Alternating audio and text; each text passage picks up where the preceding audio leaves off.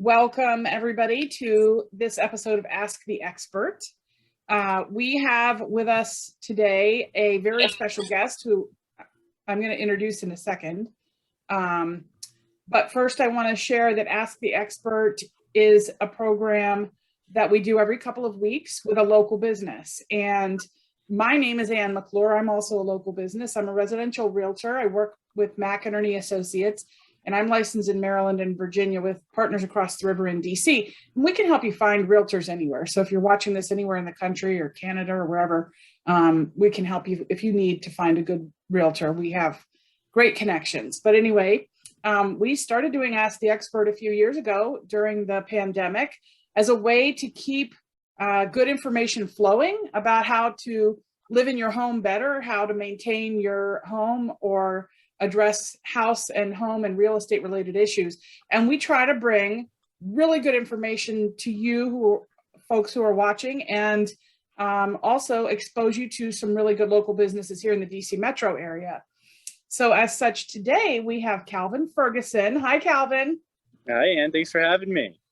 We're happy to have you. Calvin is on location. He's been jackhammering away this morning, and he's in the Alexandria, Virginia area. And he is the owner and founder of Willway Plumbing Services. And we'll hear just a little more about Calvin in a moment here, but wanted to go ahead and welcome him and share that we're going to talk about topics today from warning signs if you have a problem with your sewer line to sump pumps and everything in between. And we hope to share a lot of really good information today. So first, I like to always start with a market update. Interestingly, in terms of contracts, this was the worst year we've had so far in the DC metro region. Contract activity was down 23.3% across the whole region. So that's Northern Virginia, suburban Maryland, and DC. And we looked at the same week the year before, and it was down compared to that week, and it was down compared to the week before this year. So rising interest rates has something to do with that, maybe coming off of the spring break week. So the weekend before was the end of that, may have impacted it. So we'll see where we go this week, but it is still a very fast market, and there's not enough inventory. So anybody who's thinking of selling, this is a really, really good time to do that. And that may not be the case throughout the rest of the year. So I think the rates will tell a tale there. So I don't want to delay further. I want to tell you guys a little bit about Calvin. Calvin Ferguson has plumbing in his blood. He says he didn't choose the plumbing life chose him. So for you Batman fans, he's definitely a plumber to hold close to your heart. So Calvin is a native Washingtonian, born and raised in Alexandria. And while he has many years in the industry, he broke off and started his own company just a year ago. And he's received many awards in the plumbing industry and is recognized as one of the rising young stars of the industry. He's also been recognized as one of the top 5 apprentices across the country by the Plumbing, Heating, and Cooling Contractors. And that was in 2018. And he's just continued to increase his prowess since then. So he started Willway Plumbing Services, named after his core belief that where there is a will, there is a way. And I think that's awesome, Calvin. And I know you're earning rave reviews from fans across the region because I've heard from some of them. And I'm very eager to interview you today, and so happy to have you as a resource with my own client base. So thank you for joining us. Yeah, absolutely, Ed. Pleasure's mine. I'm super excited to be here. Super excited to share plumbing knowledge because that's just something not a lot of us know a lot about. And so hopefully with these questions we can answer today, really provide some value and benefit to anybody watching the live stream or the recorded portion of this. See how great his attitude is, everybody? Friendly, nice guy, and a good resource. So Calvin, yeah, that's perfect. Let's just launch right in. Plumbing, as you and I have discussed, it's one of the biggest systems in the house. I'm sure line, length wise, it probably rivals electrical, but certainly takes up a lot more space. So I have been recently through a very large plumbing project myself, and I have a lot of respect for good plumbing and good plumbers. So important to think through the big projects from beginning to end. To that point, when somebody's buying a new house, which I deal with this a lot, that's like the ultimate new project. So do you recommend doing a sewer inspection? And what might Yes. that entail? Absolutely. That's a great question. So this isn't something you'll hear talked about a lot, even if at all. But getting a sewer inspection when purchasing a new house, you hear of a home inspection. So they're going to go check the plumbing, AC, heat, electrical, all that good stuff. But it's only what they can see. But for as far as sewer lines go, that's the main pipe that's coming out of your house underground, and all of your other drain pipes connect to. And a lot of the business I've been getting lately, people have owned their home for less than a year, and all of a sudden, their main drain starts to back up, and all of a sudden, within that year, we have to replace their sewer line. And it's something that we can catch ahead of time before they buy a house. And how we do that, as you can see demonstrated by the bottom picture, we find an access location. Sometimes we have to pull a toilet. Sometimes there's a clean out path we can go through. And then we stick a waterproof camera down the line where we can see that live feed there and see if anything's going wrong with the pipe, whether it's old age, if it has buildup on the inside, if there's a blockage, or whether it's in good condition. And if you look at the top picture there, you'll be able to see that's what a pipe looks like after years and years of misuse. That was kitchen grease combined with feminine products, combined with flushable wipes and this and that. And as you can see, that was packed super dense. And worked with another client recently.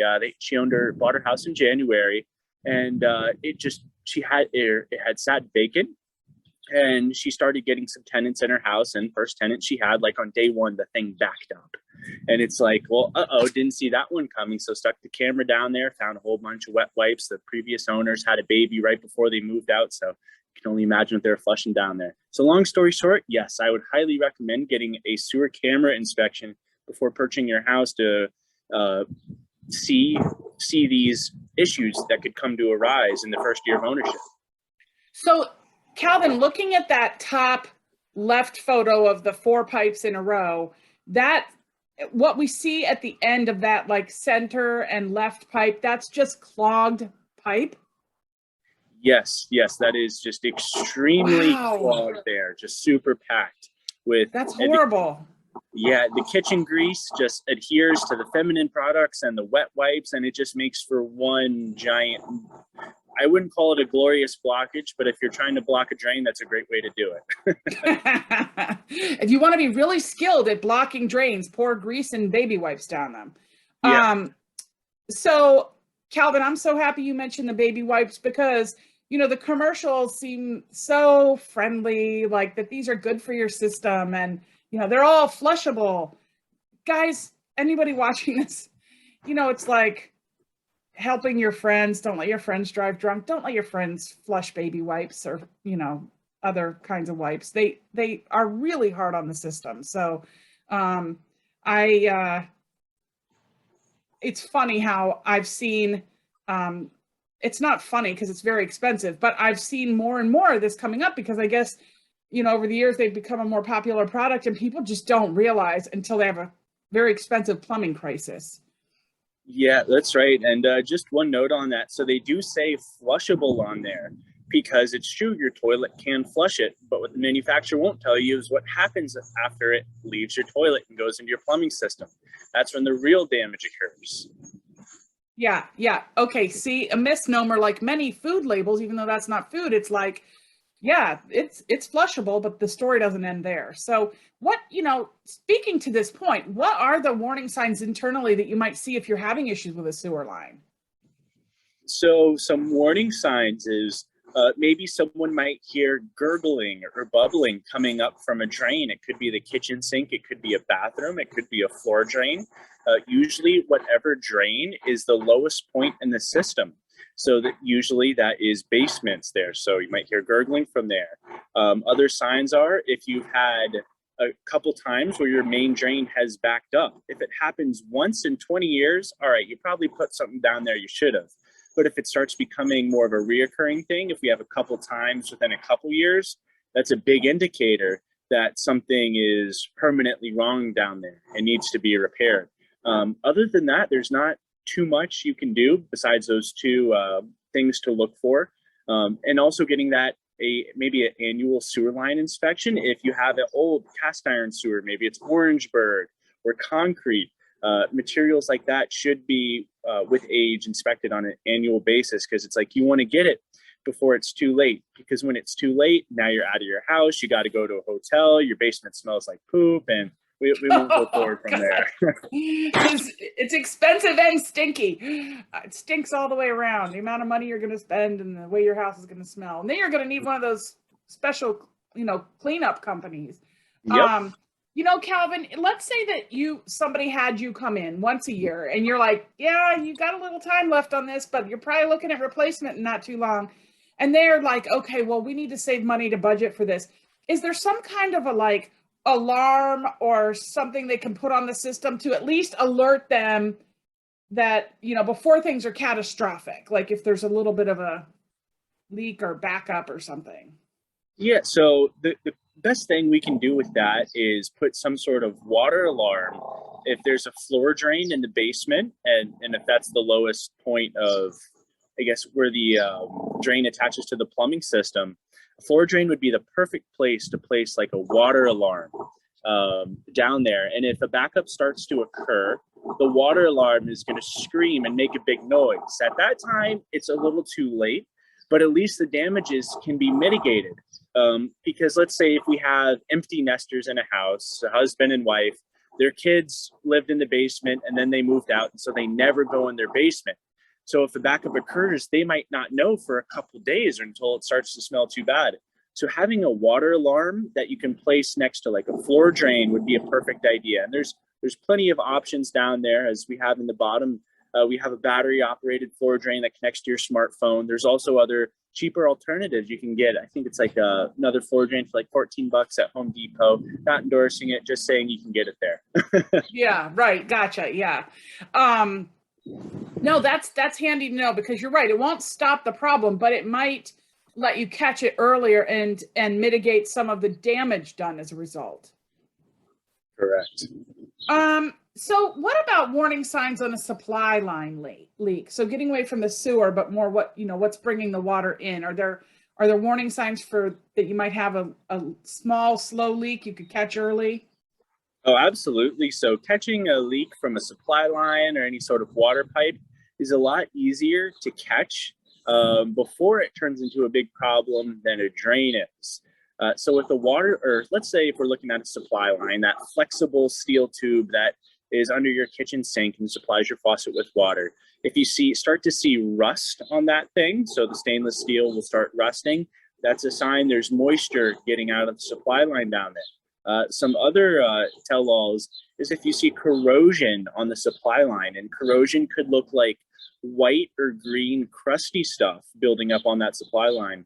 And what that is, that's calcium and other minerals that are slowly seeping through. While there's no water coming through yet, it's a first warning sign that a leak is about to occur, and it could be a year, it could be 5 years. We just have no idea with this thing. So when corrosion is seen on a pipe or a supply line, it is always best to replace it right away before it turns into something catastrophic. Yeah, I was just going to say, because these things are, when they go bad, they really go bad.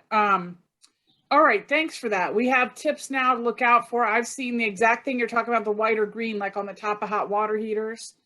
And certainly we've all seen rust, I think. So that should be fairly easy to identify. And when in doubt, I mean, contact your plumber, right? Like, hey, I see this, take a photo. I'm sure you could send it to the office or to them by their phone. So Calvin, another thing is that permitting. I get asked a lot of questions about permitting. It seems to really confuse people. So could you offer insight into when a permit is needed and how to plan for the permitting process? Yeah, absolutely. So when it comes to plumbing, technically permits are needed for just about everything, all the way from replacing your water heater to replacing your faucet. However, it's not as common for a lot of plumbing contractors to follow that. Reason being is we're not making a big alteration. We're not making a big repair. It's like, well, you're changing your faucet. That's super easy. Takes like 30 minutes. We're not like doing anything invasive to the plumbing system or moving it.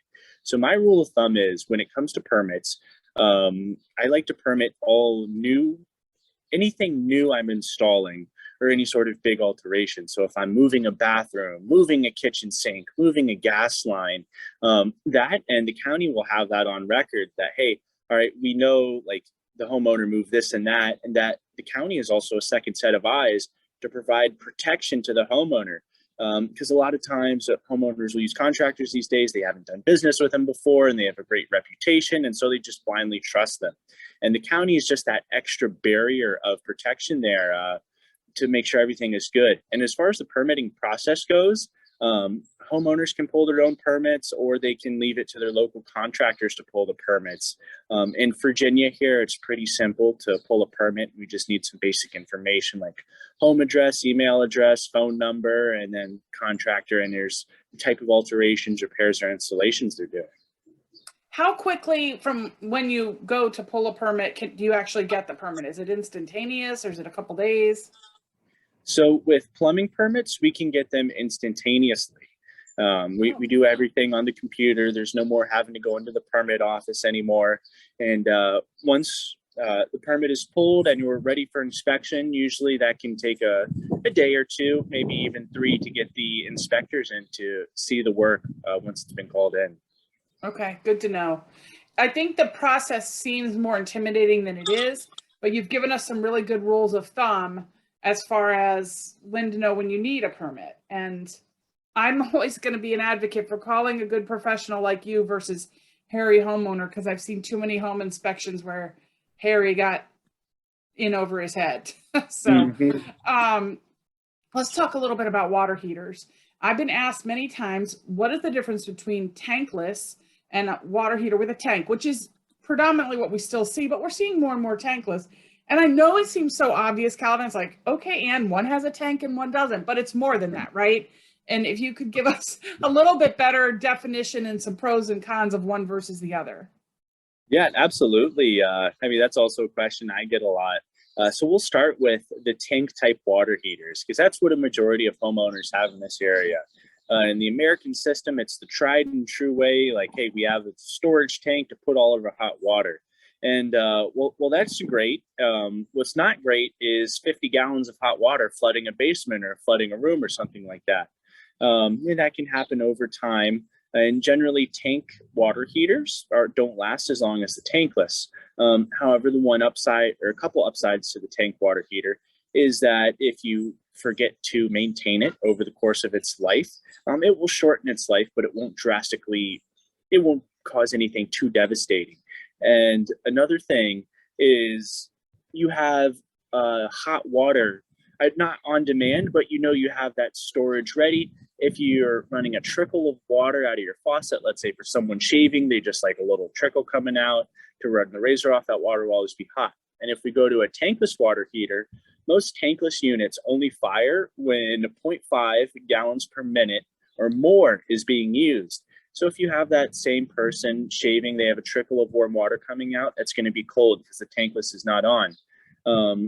And then other pros to the tankless is that it's a lot smaller. It's about the size of a carry-on bag when you're going on a plane, and it gets mounted to the wall.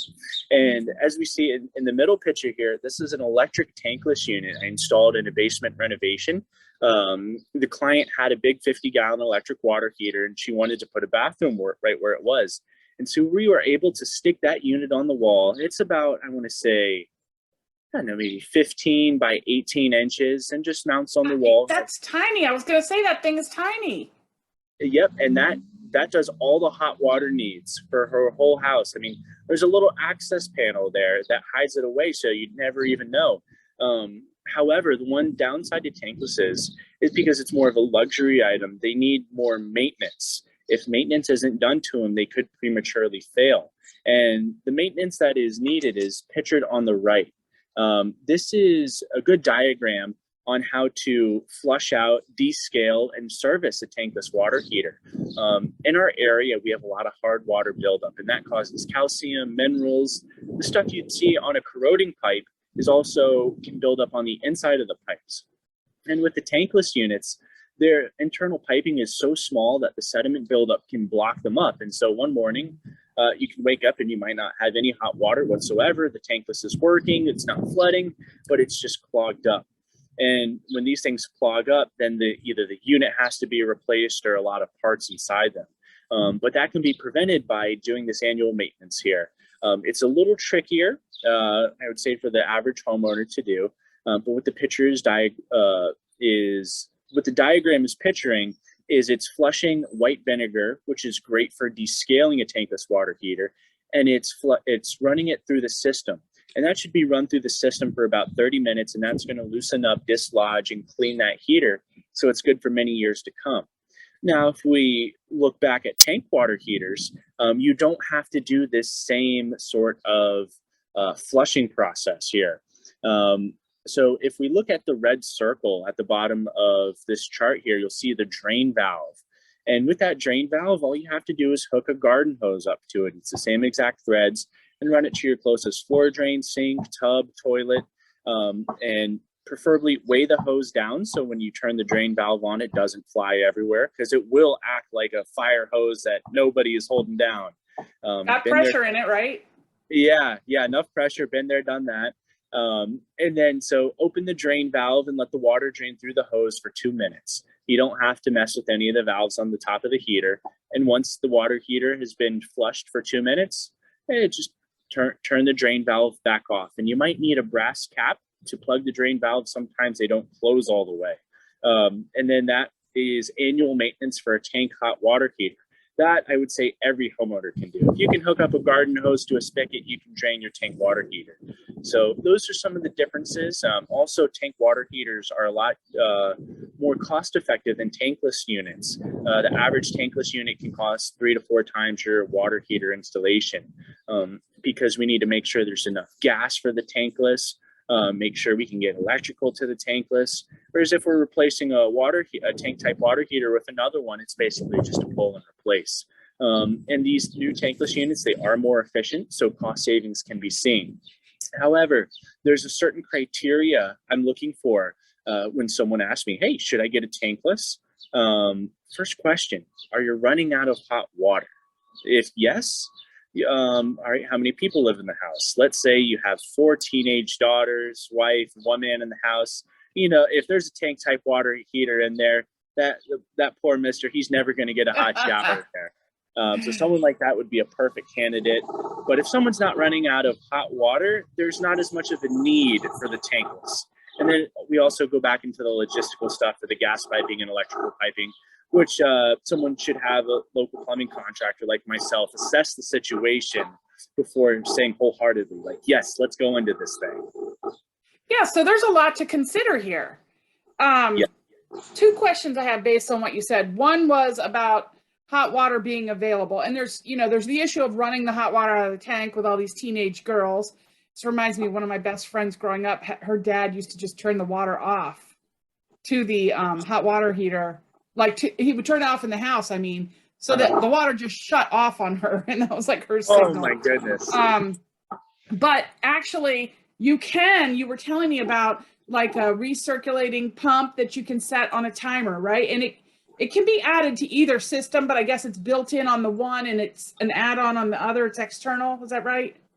Yeah, absolutely. So with a lot of tankless options, we can buy a tankless with a recirculating pump built in, and we can do a retrofit system so we don't have to add a dedicated recirculating line. We can use the existing plumbing system to add that recirculating feature. And while some people may think a tankless is an instant hot water unit, it does produce hot water instantly, but we still have the length of travel in the pipe from when the hot water leaves the tankless unit to get to the fixture. And a recirculating pump will greatly cut down that time, reduce on water waste when you turn on the hot water and let it run for what it feels like an hour before you could get hot water.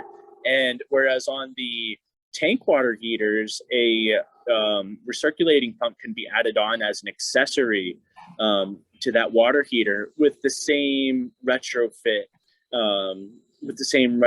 accessories there, so we don't have to add a dedicated recirculating line. We had a client recently who said she was tired of having cold showers.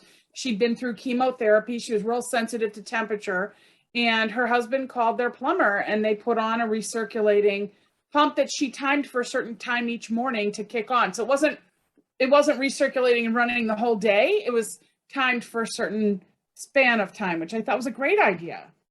Yeah, absolutely. That's a great idea for that situation. And we can have those pumps recirculate continuously all day, or we can put them on a timer. So for right before someone hops in the shower. I think they're a great idea. Calvin, will you tell us how long an electric hot water heater and a gas hot water heater? I know there's what the manufacturer says and what you experience. And also, I'd love it if you share with people how your grandfather's hot water heater was maintained and how long it lasted, because it's shocking. Yes, absolutely. So yeah, this is some insider knowledge I'm about to share. So the industry says your water heater should last in between 8 to 12 years. And I mean, that is a considerable point to change out a water heater. However, I see water heaters last a lot longer than that, especially if they're properly maintained.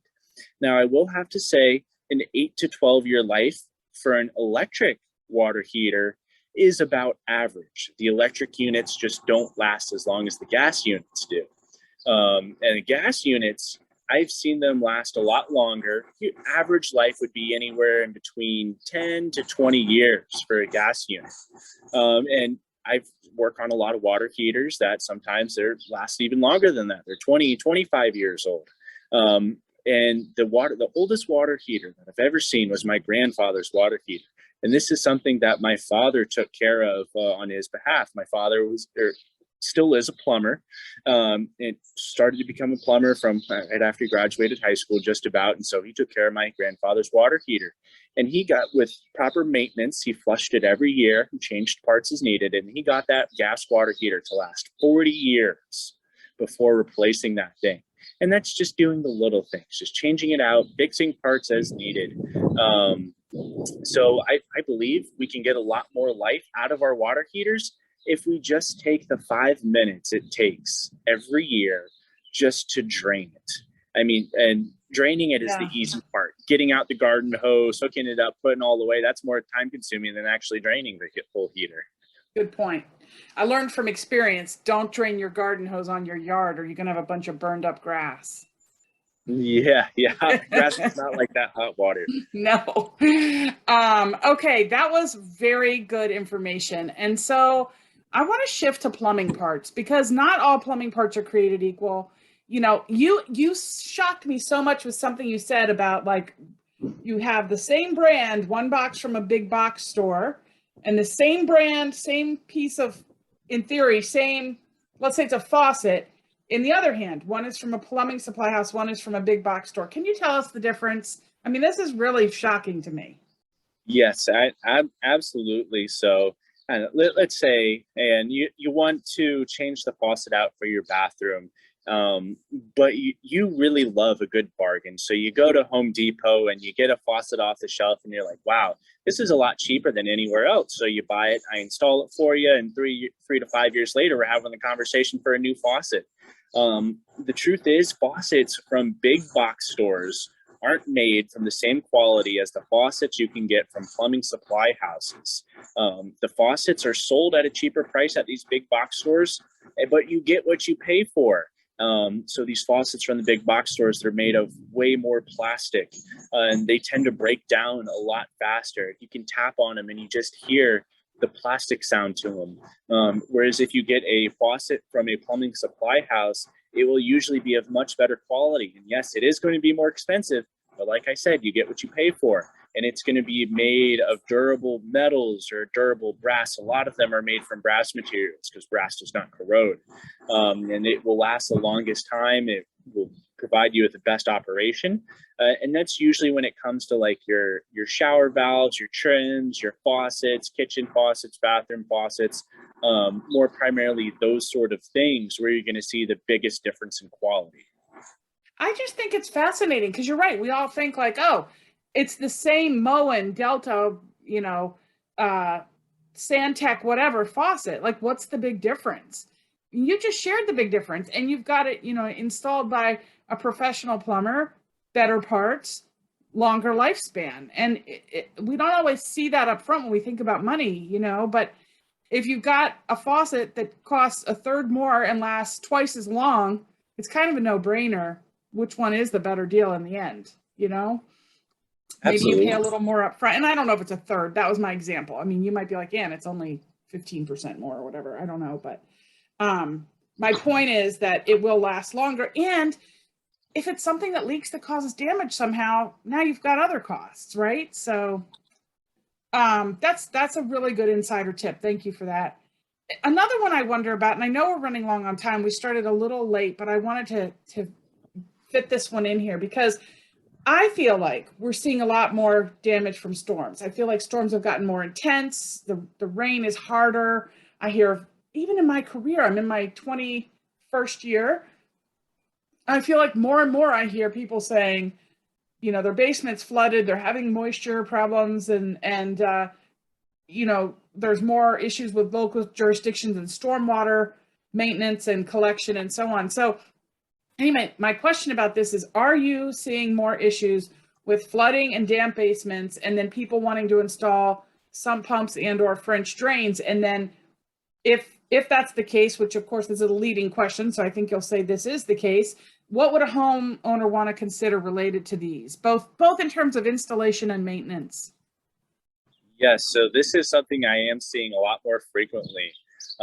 Basements are flooding, becoming very moist, very damp. And so we'll start off with the basement is a very damp place in the first place. I mean, most basements, they're underneath the grate outside the home, and so they tend to retain moisture. Also, over the years, the foundations are not as waterproof as they were when they were once built. So we're starting to see a lot of mold growing in walls, a lot more moisture, water seeping through the walls.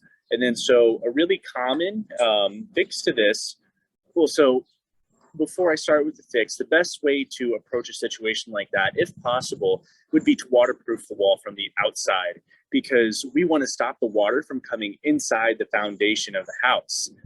However, if you just poured a brand new $20,000 concrete slab outside, put an awesome patio there, and you can't get to the foundation, then yes, we want to look at those foundation drains, the sump pumps, and every basement should have a sump pump in there. Whether the basement is going to use that sump pump or not, it should still have it in there, because there could be that 100-year storm that comes through, and all of a sudden you wish you had a sump pump that one time. And so a French drain in combination with the sump pump is a great way to mitigate and direct the water once it comes inside the foundation of the house. And they're super, well, I wouldn't say they're easy to install, but once they're installed, you can cover the floor back up, make it look like they were never there. I have seen that with like products like carpet or LVT or something like that, where you can cover it back up. And you reminded me of a situation I had years ago with these European clients who said, Anne, these sump pumps are a funny thing. We don't see them in our part of Europe. And it seems like an American thing that you welcome the water in and then push it back out with a sump pump, as opposed to dealing with it on the outside, which I thought was kind of funny. So yeah, rerouting the water when you can with swales and checking your gutters and downspouts is really a good, what would I say, practice. And there are experts you can get to come look at grading, everything from, an engineer to a well-trained landscape architect. Calvin and I know a great one. And then also sometimes these pumps fail, right, Calvin? Because people aren't checking them regularly. Maybe the battery fails because the storm has done a power outage. So could you talk about that for a minute? Yeah, absolutely. So during a storm here, some sump pumps, since they're plugged into the wall, power goes out, no generator, no nothing. All of a sudden, the house is without power. The sump pump cannot operate, and the basement can flood at any moment, not unless you get down there with 5-gallon buckets and start bailing that thing as fast as possible. But we don't want to do that. No one wants to be in that situation. So there's some good backup alternatives here. So if you look at the picture that we have, excuse the jankiness of it. This was a sump pit that was installed by a previous contractor. They put a trash can in the ground and just hooked some corrugated pipes up to it right in front of the water heater. Not a great spot. But however, so for this, installation here, they had a sump pump that failed, and there was like 3 or 4 inches of water in the basement. So I came back, installed a new sump pump, and I recommended that they get a backup sump pump. And if, let's say, if the basement flooded like that again, or let's say if the it just needed a backup, I suggested a water-powered backup sump pump, and these are really cool. So if you look at the left side of the picture, the copper line coming down and kind of going into the sump pump there. So that is 100% operated on city water pressure. I can't think of a time where we ever lost water pressure in the city. We just always have it here, even in suburban areas. And so it's really cool because it uses a vacuum effect. Once the float gets triggered, it shoots water up into the pipe. Thus, with that water flow, it will suck the water from the pit into the existing piping system. And something like that is great. You don't have to worry about a battery. You don't have to plug it in. It just works on steady pressure. And that is my favorite sort of backup sump pump to install there. And depending on if you have access to a water line, it can be comparatively the same price as a battery backup. But if there's not a location, or if the sump pump is not in a location where we can easily get a water line, I would steer more towards the battery backup. But the battery backup is also a great idea because it utilizes a car battery to power that backup sump pump. And so just to clarify it, there are 2 sump pumps in there now, and we have a backup. We have the primary and the secondary that is powered by whatever source it is. But however, the battery sump pump, backup sump pump, can run out of juice in between 4 to 8 hours if it's a really bad storm.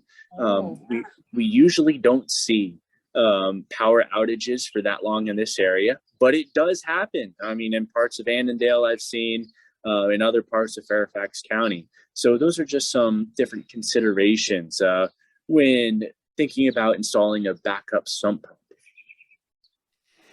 Calvin, is the reason that we sometimes see the sump pump inside the house versus outside the house just where it makes the most sense, or is there a reason people do them inside sometimes versus outside? So it all depends on where the water mitigation is needed. A lot of times houses they have a water table below the ground, and sometimes that water table will start to rise and water can start seeping through the concrete, causing moisture issues.